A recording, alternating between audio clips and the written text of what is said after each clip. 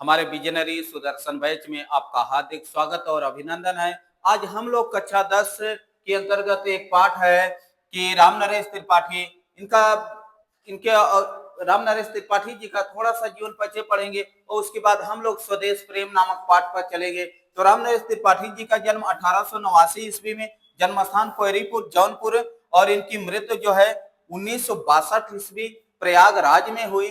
प्रमुख रचनाओं में मिलन, पथिक, स्वप्न, मानसी, हे प्रभु, अन्नदाता, कविता कौमुदी, ग्राम गीत, गोस्वामी तुलसीदास और इनकी कविता आलोचना विधा की रचना है। वीरांगना, प्रेमलोक नाटक है। महात्मा बुद्ध तथा अशोक के जीवन चरित्र विधा की रचना है। फूल रानी, आकाश की बातें, बुद्धि विनोद, बाल साहित्य, सुभद्रा, स्वजनों के चित्र, कहानी संग्रह है। और पुरस्कार इनको हिंदुस्तान अकादमी पुरस्कार मिला। और भाषा खड़ी बोली और हिंदी, उर्दू और शैली जो है वर्णात्मक और उपदेशात्मक शैली का प्रयोग किया। गुप्त जी ने, राम नरेश त्रिपाठी जी ने अपनी रचनाओं में। अब हम लोग चलते हैं आगे। पाठ है हमारा जो स्वदेश प्रेम। स्वदेश प्रेम का मतलब ही हुआ अपने देश से प्रेम।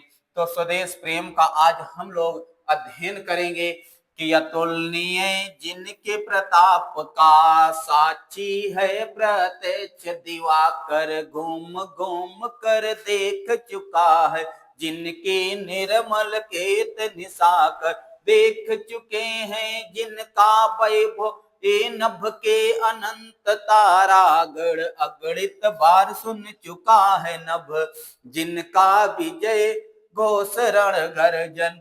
तो अतुलनीय माने जिसकी तुलना अन्य किसी से न की जा सके, जिनके प्रताप का यानी भारतवासियों के वीरों का प्रताप माने जिनके बल का, जिनके ऐश्वर्य का, जिनके प्रताप का। और साक्षी माने गवाह है, प्रत्यक्ष रूप से दिवाकर माने भगवान सूर्य। तो जिन भारत के वीरों के प्रताप के प्रत्यक्ष रूप से भगवान सूर्य भी गवाह है और घूम घूम कर देख चुका है, जिनकी निर्मल केत निशाकर, निशाकर माने चंद्रमा, और चंद्रमा और निर्मल माने स्वच्छ और कीर्ति माने यश। तो चंद्रमा जिनके निर्मल कीर्ति को, निर्मल यश को घूम घूम कर देख चुका है और देख चुके हैं जिनका वैभव, ए नभ के अनंत तारागण, और आकाश के अनंत तारों का समूह जो है वो जिनके वैभव को, ऐश्वर्य को देख चुका है और अगणित बार सुन चुका है नभ, जिनका विजय घोष रण गर्जन, और जिनके विजय की घोषणा और रण गर्जन, रण के मैदान में गर्जना को और जिनके विजय की घोषणा को यह आकाश अनेकों बार सुन चुका है। अब हम लोग चलते हैं अपने दूसरे पैराग्राफ पे। दूसरा पैराग्राफ हमारा है कि शोभित है सर्वोच्च मुकुट से, शोभित है सर्वोच्च मुकुट से, जिनके दिव्य देश का मस्तक गूंज रही है सकल दिशाएं, जिनके जय गीतों से अब तक जिनकी महिमा का है अविरल साक्षी, सत्य रूप हिम गिरिवर उतरा करते ते विमान दल, जिसके विस्तृत वक्ष स्थल पर। तो शोभित है सर्वोच्च मुकुट से, जिनके दिव्य देश का मस्तक, जिनके अलौकिक देश का मस्तक सर्वोच्च मुकुट के समान सुशोभित हो रहा है। सर्वोच्च मुकुट के समान जिनके देश का अलौकिक मस्तक सुशोभित हो रहा है और गूंज रही हैं सकल दिशाएं, और जिनके जय गीतों से अब तक, जिन वीरों के विजय रूपी गीतों से संपूर्ण दिशाएं अभी तक गूंज रही हैं, और जिनकी महिमा का है अविरल साक्षी, सत्य रूप हिमगिरिवर यानी श्रेष्ठ हिमालय। हिम माने बर्फ, गिरि माने पर्वत, वर माने श्रेष्ठ, तो बर्फ का श्रेष्ठ पर्वत अर्थात हिमालय। तो हिमालय सत्य रूप से जिनकी महिमा का निरंतर गवाह है और उतरा करते थे विमान दल, जिनके विस्तृत वक्ष स्थल पर सीने पर विमानों का समूह उतरा करता है। ऐसे भारत के वीरों की वंदना की जा रही है।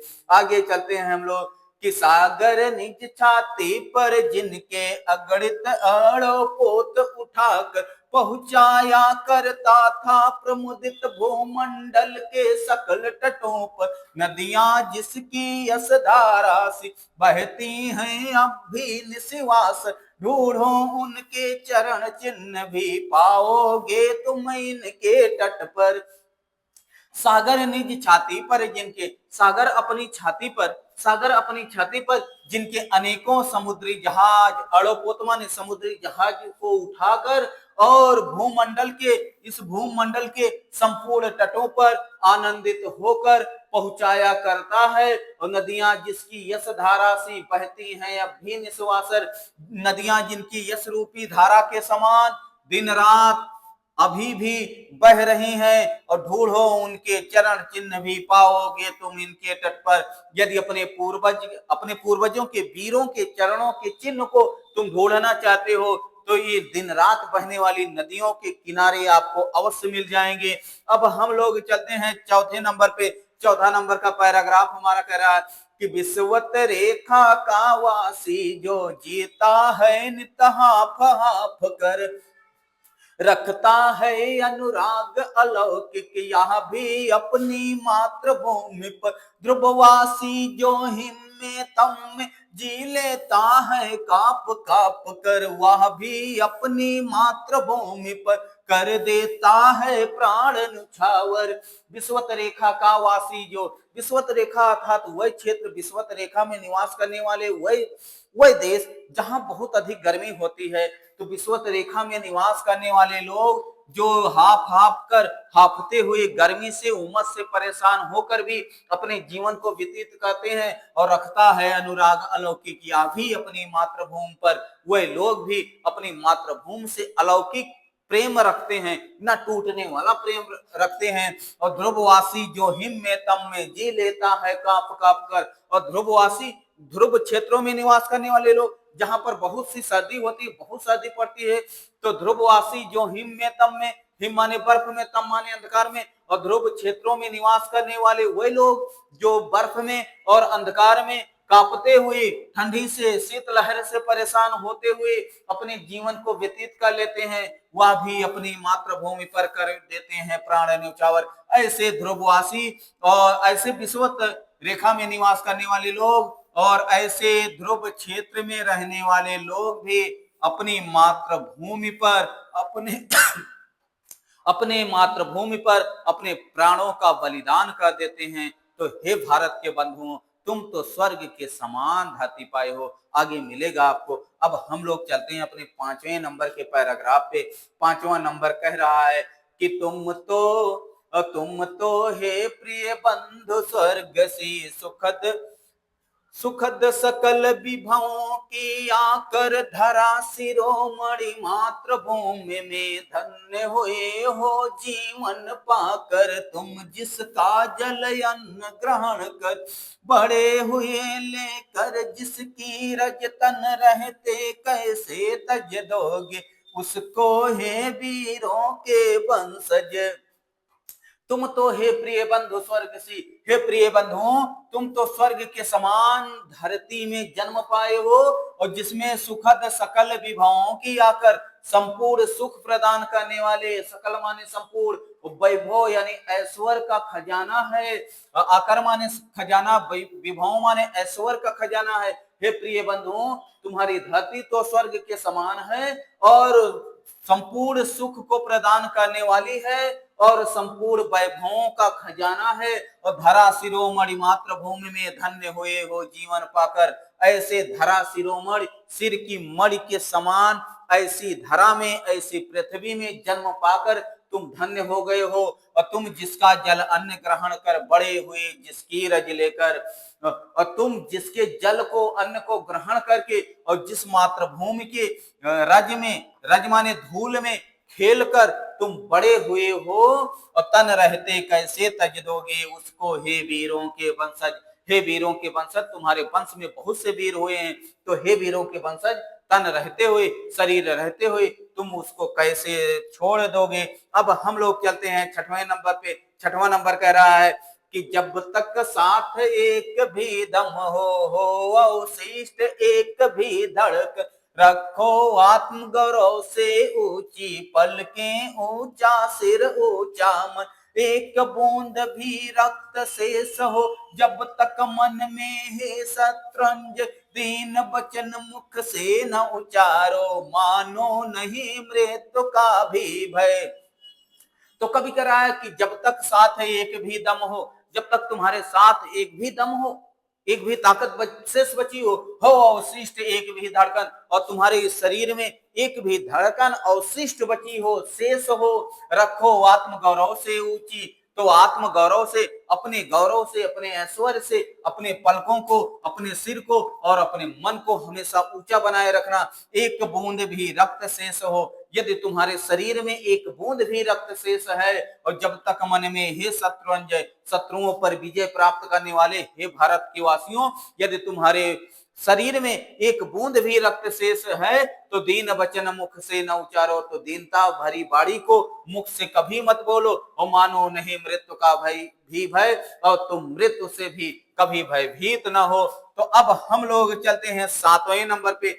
7वां नंबर कह रहा है कि निर्भय स्वागत करो मृत्यु का, मृत्यु एक है विश्राम स्थल, और जीव जहां से फिर चलता है धारण कर नव जीवन संबल, मृत्यु एक सरिता है जिसमें श्रम से कातर जीव नहाकर फिर नूतन धारण करता है काया रूपी वस्त्र बहाकर।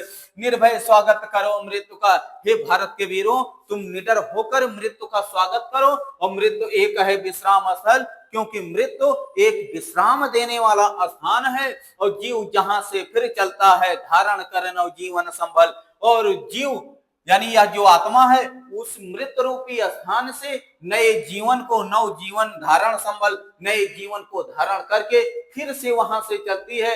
और मृत्यु एक सरिता है जिसमें, मृत्यु एक सरिता नदी के समान है जिसमें श्रम से कातर, परिश्रम से व्याकुल होकर, दुखी होकर जीव स्नान करके फिर से नए, और हाँ, तो श्रम से कातर जीव नहाकर जीव उस सरिता में, मृत रूपी सरिता, मृत रूपी नदी में स्नान करके और फिर नूतन धारण करता है, फिर से नए शरीर को धारण करता है, और काया रूपी वस्त्र बहाकर अपने शरीर रूपी वस्त्रों को फेंक कर पुनः वह नए शरीर रूपी वस्त्रों को धारण कर लेता है।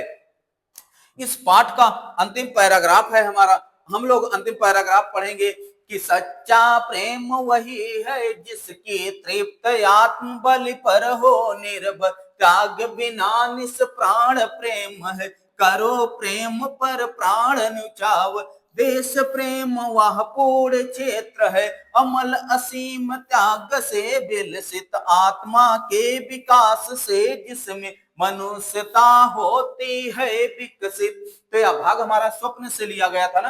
अब अंतिम पैराग्राफ का हम लोग अर्थ देखते हैं कि सच्चा प्रेम वही है जिसकी, सच्चा प्रेम कभी कह रहा है कि सच्चा प्रेम वही है, सच्चा प्रेम वही है जिसकी तृप्ति माने पूर्ति, जिसकी पूर्ति आत्म बलि पर, अपने बलिदान पर ही निर्भर होती है, वही सच्चा प्रेम होता है। और त्याग बिना निष्प्राण प्रेम है, त्याग के बिना जो प्रेम है वो प्राण रहित हो जाता है। इसलिए अपनी मातृभूमि से प्रेम करो और अपनी मातृभूमि के लिए अपना सर्वस्व त्याग कर दो। तो प्रेम की परिभाषा है कि जिससे आप प्रेम करते हो ना, उसको सुख संपन्नता, सुखी और संपन्न बनाने के लिए तुम अपने आप का बलिदान कर दो। यही सच्चा प्रेम है, क्योंकि त्याग बिना निष्प्राण प्रेम है, क्योंकि त्याग के बिना जो प्रेम होता है वो निष्प्राण हो जाता है, प्राण रहित हो जाता है। और करो प्रेम पर प्राण न्यौछावर, इसलिए ना आपको अपने प्रेम पर अपने प्राणों को भी न्यौछावर कर देना चाहिए। और देश प्रेम वह पूर्ण क्षेत्र है, देश प्रेम तो वह पवित्र क्षेत्र है, अमल असीम त्याग से विलसित, जो अमल निर्मल असीम सीमा रहित त्याग से ही सुशोभित हो सकता है। और आत्मा के विकास से जिसमें मनुष्यता होती है विकसित, और आत्मा के विकास के द्वारा ही, आत्मा के विकास के द्वारा ही मनुष्यता शोभा पा सकती है। तो यह भाग हमारा स्वप्न से लिया गया था। आज के लिए इतना ही, आगे फिर मिलेंगे। धन्यवाद।